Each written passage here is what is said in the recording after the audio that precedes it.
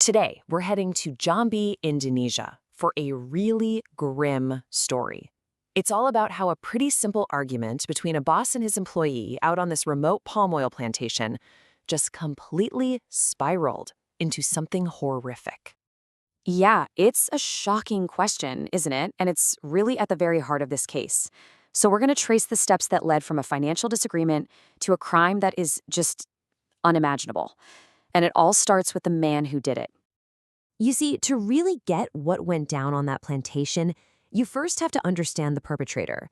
His name was Mansour, and his desperate journey began years before he ever even met his victim.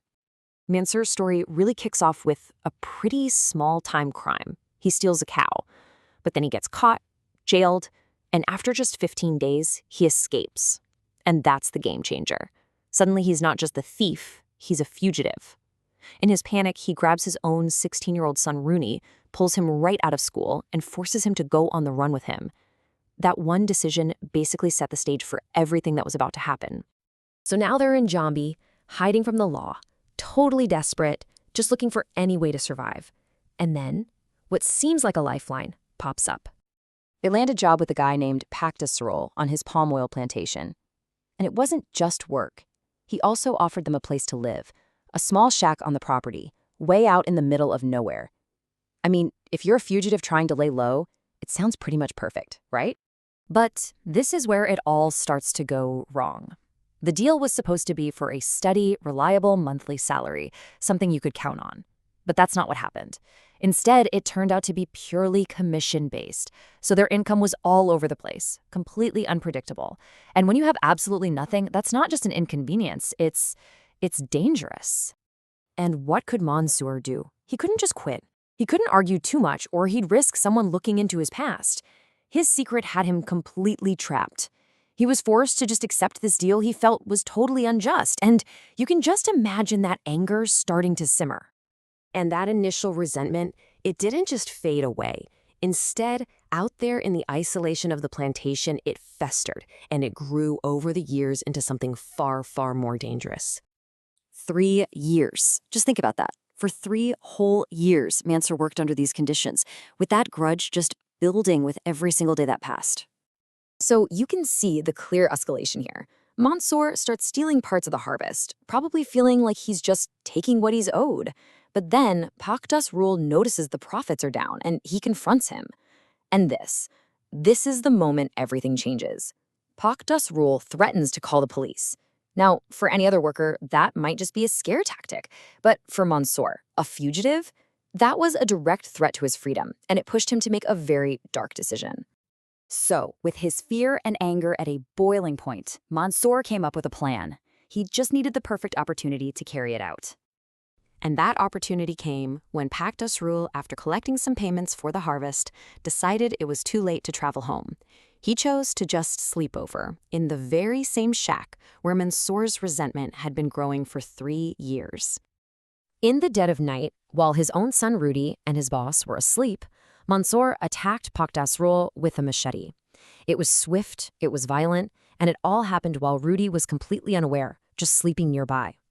After the murder, Mansour did something that is just truly bizarre. He committed an act of cannibalism. He later told the police he did it because of a belief that it would stop the victim's spirit from haunting him. The way he so casually described the taste, it's just bone-chilling. The horror for Rudy really began when he woke up. His father presented him with this gruesome scene and, through threats and intimidation, forced his terrified son to help him carry the body deep into the plantation and bury it in a shallow grave. So after the murder, Mansour and Rudy fled. And back at home, Paktasrol's wife was growing more and more worried, as days turned into weeks with absolutely no word from her husband. After a month, a missing person report was finally filed.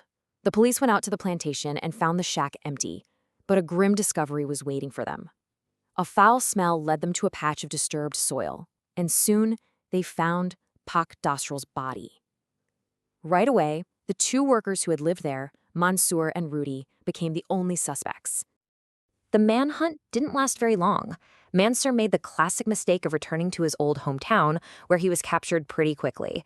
From there, the police tracked his son Rudy to a neighboring province and arrested him too. So with both the father and son in custody, the legal system had to unravel not just a murder, but this complex, tragic situation of a boy who was caught in his father's web of crime.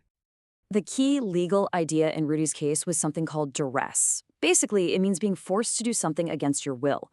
Rudy's defense argued that he wasn't a willing accomplice. He was a terrified teenager who only helped bury the body because he was under the complete control and threat of his own father. And the final verdicts show a huge difference in the outcomes. Mansour, the architect of the whole crime, was found guilty of premeditated murder and got life in prison. But Rudy, because the court recognized he acted under duress, received a much lighter sentence of just 1 year for his role in hiding the crime. And despite the bizarre nature of what he did after the murder, a psychiatric evaluation confirmed that Mansour was sane. He knew exactly what he was doing and was 100% responsible for his choices.